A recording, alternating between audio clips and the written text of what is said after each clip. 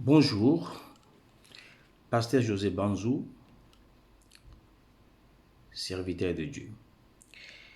Je vous salue tous au nom de Jésus.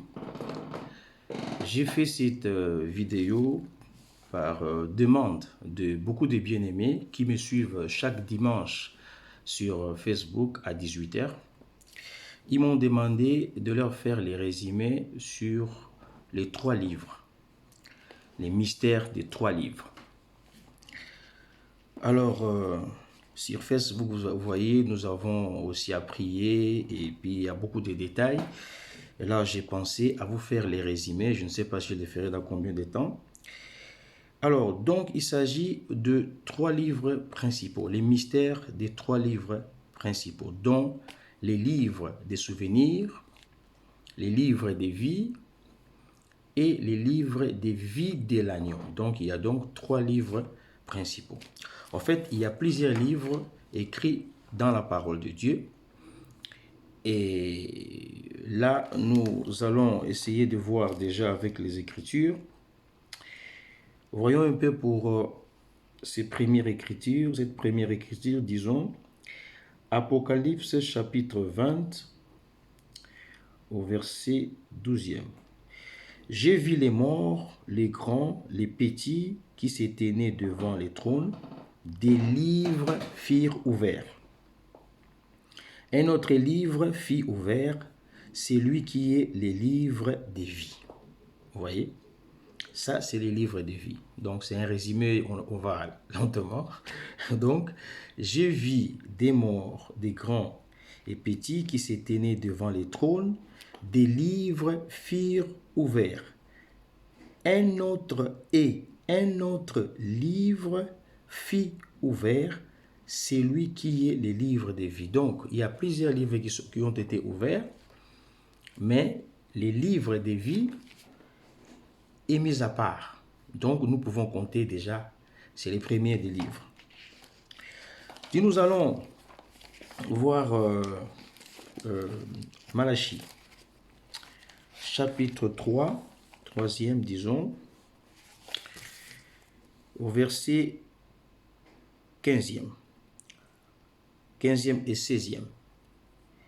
Maintenant, nous estimons heureux les autres, donc les méchants. Oui, les méchants prospèrent. Oui, ils tentent Dieu. Ils échappent. Alors ceux qui craignent l'Éternel se parlèrent l'un à l'autre. L'Éternel fit attentif et écouta. Et un livre des souvenirs fit écrit devant lui pour ceux qui craignent l'Éternel et qui honorent son nom. Voilà, un livre des souvenirs fit écrit pour des choses, pour ceux qui craignent l'Éternel et ceux qui honorent son nom. Vous voyez, c'est le deuxième livre. C'est pour ça qu'il dit que ce sont les livres principaux. Il y en a plusieurs. Là, on dit qu'il y a plusieurs livres qui ont été ouverts. Apocalypse chapitre 20e, à partir du verset 12e jusqu'au verset 13e. Il y a plusieurs livres qui ont été ouverts devant l'Éternel, mais ils ont mis à part. Ça veut dire Kodesh, ils ont sanctifié, mis à part un livre important qui est les livres des vies. Et un autre livre, un deuxième, nous avons vu, c'est les livres des souvenirs qui a été écrit pour ceux qui craignent l'Éternel et ceux qui l'honorent. Voilà. Et il y a un troisième livre. Celui-là, nous l'avons dans Apocalypse chapitre 13 au verset 8e. Nous lisons au nom de Jésus. Et tous les habitants de la terre l'adoreront. Qui? Les dragons, la bête, voilà, qui a reçu le pouvoir des dragons. Ceux dont les noms n'ont pas été écrits dans les livres des vies de l'agneau. Dans les livres des vies de l'agneau qui a été immolé dès la fondation du monde. Bon, la Bible dit dès la fondation du monde, mais Pierre nous donne la précision ici dans 1 Pierre chapitre 1 verset 20. Chapitre 1 verset 20, nous au verset 19. Mais par les sangs des... Je commence juste en bas. Bon, ben, je commence un peu plus haut. Bon, ben, je commence un peu plus haut. Voilà. Mais par les sangs précieux de Christ, comme d'un agneau sans défaut et sans tache, prédestiné avant la fondation du monde. Il fit manifester à la fin de temps. Voilà. Donc, agneau immolé avant la fondation du monde. Alors, voyez-vous que ici, je pense que je dois vous lire encore un dernier verset comme ça. Nous allons passer à l'explication. Nous lisons un dernier verset. Apocalypse chapitre 3, verset 5. Cinquième, disons. Je connais tes œuvres. Attends, cinquième verset. Voici parce que tu as peu de puissance. Attends, on va bien le lire ici. Bon, ça, c'est le 8e verset. Voilà. Celui qui vaincra sera ainsi revêtu de blanc. Je n'effacerai point son nom du livre de vie. Celui qui vaincra sera vêtu de blanc et je n'effacerai point son nom du livre de vie. Bon, nous allons essayer de donner l'explication. Nous avons assez lu les Écritures. Nous avons compris que dans ces Écritures, il y a beaucoup de livres, mais il y a quand même des livres qui sont des livres principaux. Il y a d'abord les livres des souvenirs pour ceux qui craignent l'Éternel, et pour ceux qui honorent l'Éternel, ce livre a été écrit. Et nous avons les livres des vies que nous venons de lire là. Et nous avons aussi les livres des vies de l'agneau. En fait, il y a plusieurs livres. La Bible dit que ces livres de la loi ne s'éloignent point de votre bouche, méditez-les jour et nuit. Donc, jour, quand il fait bon, quand ça va, quand il n'y a pas de problème, quand il n'y a pas de soucis, ni de guerre, ni de souffrance. La nuit, quand il fait pas bon, quand il y a des problèmes, quand il y a des situations, vous devez aussi continuer à méditer, et méditer veut dire réfléchir profondément. Voilà. Donc, je ne veux pas aller dans les détails, je vais seulement vous donner les résumés parce que les gens ont des soucis d'avoir les résumés. Les détails, si vous voulez, allez sur Facebook. Chaque dimanche, 18h, nous avons des enseignements. Alors, donc, je suis dans la joie, il faut toujours être dans la joie. J'ai toujours été comme ça. Soyez toujours dans la joie. Hein? Que ça aille, que ça aille pas, il faut toujours être dans la joie. Alors, donc nous commençons par les livres des souvenirs qui est lié à nos actions terrestres parce que c'est ici qu'on doit honorer l'Éternel avec nos œuvres, vous voyez. Et ce qui est important dans les livres des souvenirs, c'est que, d'abord je vais vous expliquer d'abord la nature de ces livres. Quand Jean avait vu toutes ces choses, Dieu a essayé seulement d'imager et Dieu était en phase avec un homme d'une autre nature humaine, qui n'avait pas l'essence de choses spirituelles, et Dieu devait expliquer à Jean les choses spirituelles à partir des choses naturelles. Vous voyez, et c'est comme ça que Jésus-Christ a aussi expliqué à Nicodème des choses célestes à partir des choses terrestres. Nicodème ne comprenait même pas. Jésus était obligé de lui parler, de lui donner un exemple des choses célestes. Il dit, personne n'est monté au ciel si ce n'est celui qui est descendu du ciel, le Fils de l'homme qui est dans les ciels. Donc il était là, mais on dit encore il est dans les ciels. C'était un peu compliqué, c'est pour cela Jésus lui disait que si je vous parle des choses terrestres, vous ne comprenez pas. Quand je vous parlerai des choses célestes, allez vous comprendre. Ceux qui habitent les ciels sont dans les conditions célestes. Vous voyez, au ciel, il n'y a pas... Quand Dieu vous montre une vision qu'au ciel, il y a une maison, ça ne veut pas dire que c'est une maison comme vous l'avez ici sur la terre. C'est simplement une habitation. Vous voyez? Mais parce que vous êtes humain, vous ne pouvez pas comprendre les choses de Dieu directement quand on en parle spirituellement. Vous voyez? La Bible dit... Celui qui n'a pas l'esprit de l'homme ne peut pas comprendre les choses de l'homme, parce que ça, c'est l'esprit de l'homme. Mais celui qui n'a pas non plus l'esprit de Dieu ne peut pas comprendre les choses de l'esprit. Les êtres célestes habitent dans des habitations célestes et dans des conditions célestes. Vous voyez? Les maisons, quand on dit, vous voyez une maison, cela veut dire c'est une demeure. Jésus dit dans Jean chapitre 14, Jésus va dire que votre cœur ne se trouble point. Croyez en Dieu et croyez en moi. Dans la maison de mon Père, vous voyez, dans la maison de mon Père, ce n'est pas une maison avec une toiture et des fenêtres comme nous l'avons ici. Non, ce n'est qu'une représentation d'un abri de l'homme. Vous savez que Adam n'avait pas une maison quand Dieu l'a créé, même quand Dieu l'a formé, quand il l'a mis dans les jardins d'Éden, Adam n'avait pas de maison. Est-ce que vous le savez? Non. Adam a commencé à construire dans l'autre dispensation quand le péché est arrivé. Avant le péché, Adam vivait comme un homme céleste. Vous voyez, il n'avait pas de maison, il n'avait pas d'habit. Voilà. Donc, allez-y comprendre les choses de Dieu, c'est comme ça, c'est merveilleux. Et Jésus dit que votre cœur ne se trouble point, croyez en Dieu et croyez en moi. Vous voyez, dans la maison de mon Père, il y a plusieurs demeures. Plusieurs demeures dans la maison de mon Père. Ça veut dire dans le royaume de mon Père, parce que maison est appelée aussi royaume dans la traduction King James Version.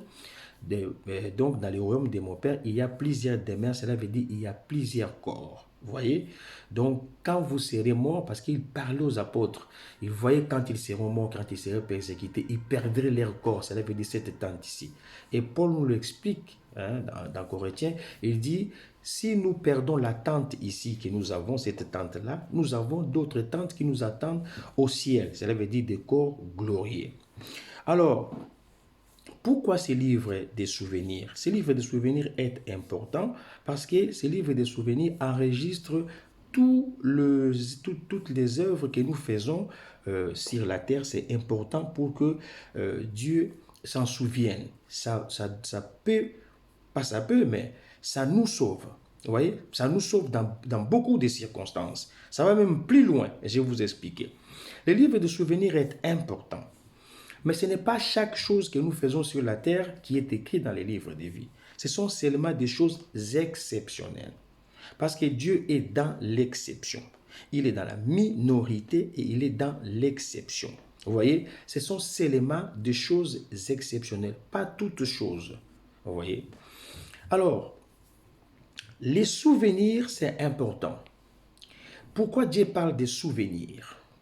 Dans Psaume chapitre 105 au verset 8, la Bible dit, Dieu se rappelle des anciennes alliances, Dieu se rappelle de ses alliances, il se rappelle de ses promesses de génération à génération. Dieu n'oublie rien. Dieu a créé aussi l'homme pour avoir cette mémoire, vous voyez, mais l'homme a perdu seulement cette mémoire. Dans Deutéronome, je pense que c'est au chapitre 32, si je m'abuse, je vais voir ça, chapitre 32, Deutéronome, chapitre 32. Alors, l'Éternel, c'est chapitre 32, oui. Alors, voilà. Donc, au verset 8, est-ce que l'Éternel que vous en rendrez responsable, peuple insensé, dépourvu de tous les sages, n'est-ce pas ton Père, ton Maître? N'est-ce pas lui qui t'a formé, qui t'a affermi? Rappelle à ton souvenir les anciens jours, passe en revue les années, génération par génération, interroge ton Père, il te l'apprendra, des vieillards, ils te le diront. Voilà. Donc, Dieu nous demande de nous rappeler comme lui le fait. Lui se rappelle, lui se souvient de tout. Vous voyez? Parce qu'il a une mémoire qui n'oublie pas.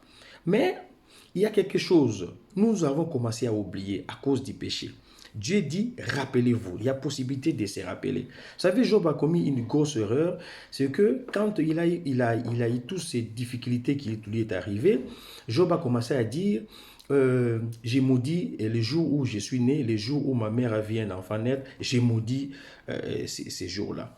Et Dieu a commencé à rétorquer, il dit, Job, est-ce que toi tu connais, tu connais un peu des choses? Toi, où est-ce que tu étais quand moi je construisais cet univers, quand les enfants de Dieu battaient les mains? Les enfants de Dieu battaient les mains. Tu es un enfant, tu étais en train de battre les mains, mais tu as simplement oublié. Vous voyez?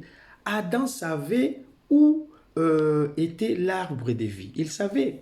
Mais Adam nous a donné cet héritage, l'héritage adamique avec l'état de péché et la connaissance du bien et du mal. Mais dans les enfants d'Adam, l'oubli a commencé à pénétrer. Vous voyez, Enoch s'est souvenu et Enoch marchait avec Dieu et Enoch fut enlevé. Mais les restes des gens ne se souviennent pas. Moïse se souvient de certaines choses. Il dit, et dans Exode 32, Dieu, si tu ne veux pas pardonner les enfants d'Israël, efface mon nom dans ton livre. Vous voyez, Moïse se souvenait des livres, David se souvenait des livres.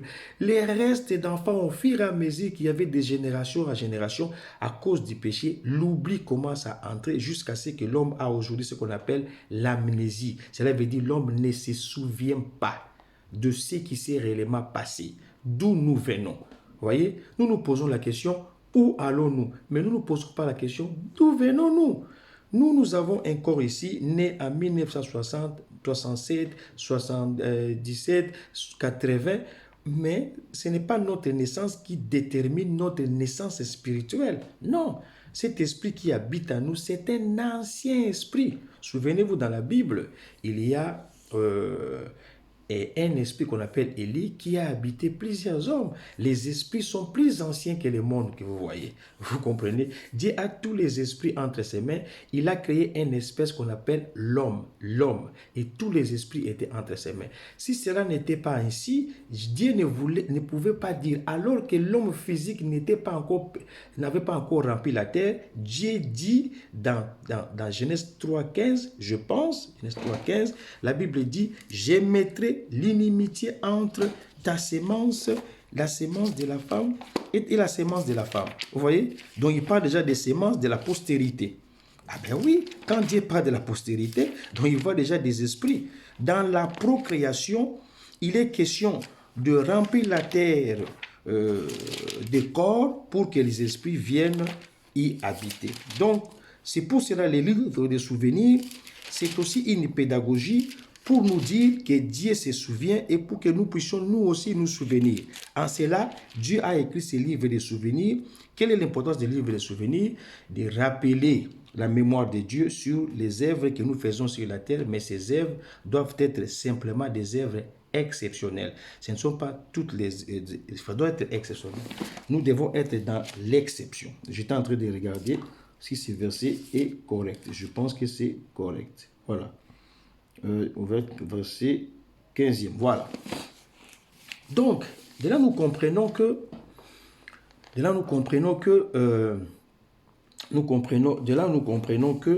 les livres de souvenirs est d'autant plus important afin que nous puissions nous souvenir aussi comme Dieu se souvient. Mais Dieu n'écrit que des choses exceptionnelles.